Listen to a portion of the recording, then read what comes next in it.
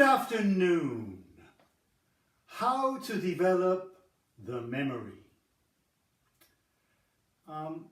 This is the second time I'm trying to make a video about memory, but I keep forgetting what I'm supposed to say. That's not only a joke, unfortunately.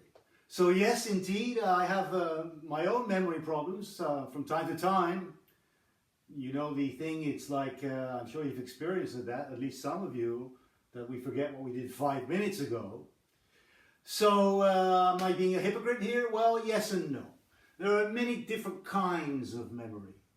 Olfactory memory, for example, the memory of sense of smell. Now, this is a wonderful memory. I'm sure it, well, depends on your own personal experience.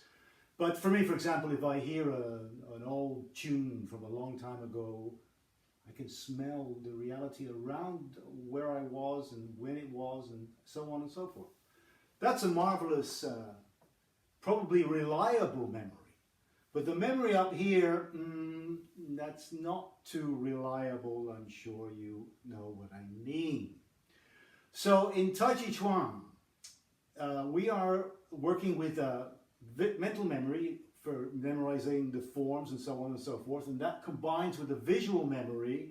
Traditionally, the beginning of teaching and learning Tai Chi, the student imitates the teacher and copies what he or she is doing. So there we have a visual memory, and then as we gain more information, we apply mental aspects and combine those memories together to develop a corporal memory, a body memory. Now, the whole process of memorizing the forms. Now, I know the long form, 108 movements, the one I teach, is a big challenge for a lot of people. It's not easy to memorize it. Many people tell me they have problems with that. If you're really stuck and you just can't get it, work on the first part. Work on the first part of the form. It's about 4 minutes, 4.5 minutes long. There are sequences also that you can work, and then combine the sequences to create the form, the first part, and then later on add the second part and the third part until you have this 108 movements. Now, obviously, this is essential to learn. If you have not memorized the form completely, you can't go anywhere else. My teacher would use colorful expressions at times, and he would say, if you're still stuck in the memorization of the form, you're still in prison. You want to get out of jail, you have to know the form backwards, like a good actor knows his or her lines. Now, how does the process of memory work in the case of what we're discussing here, memorization of forms and energies and some other things in Tai Chi? Well, this involves a process of, over time, of connecting the mind to the body. So we take a figure or a posture and sense it. So for this we need to develop what I've explained elsewhere, and there's a video on this channel on this subject. We call the thing we call the Ting Jing, which means the force or the power of listening. Listening by contact, listening by sense, intuition, and other kinds of listening like that. So the Ting Jing, if you haven't seen the video, please check it out. I'll put the link below.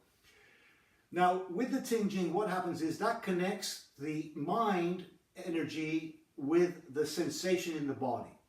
So I have a sensation, I can put my mind there, and this is Ting Jing. To sense where it is, and then the mind will go there.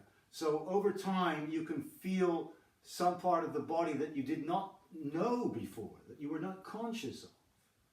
So we want to develop more and more consciousness in the body, and also the external parts, of course, the whole. So this is imperative, obviously. So the practice of the forms, usually if you study slowly, like I said, you can take parts and work on sequences and connect them up so you get the whole 108 movements, which is probably more difficult than memorizing push hands practice, in my experience anyway. But that's the base. The form is the base. Once you have that, you can apply it to other aspects of Tai Chi work. memory. Okay, so I hope this clarifies a few things for you, because isn't it difficult, for some people it's very, very, very difficult. But it brings other benefits also. It sharpens the mind, develops the mnemonic center, obviously, so you can apply this memory practice to other aspects of your life, and it's generally beneficial. I wish you luck with this. If you have any queries or questions or comments, please put them in the comment space below and I will get back to you.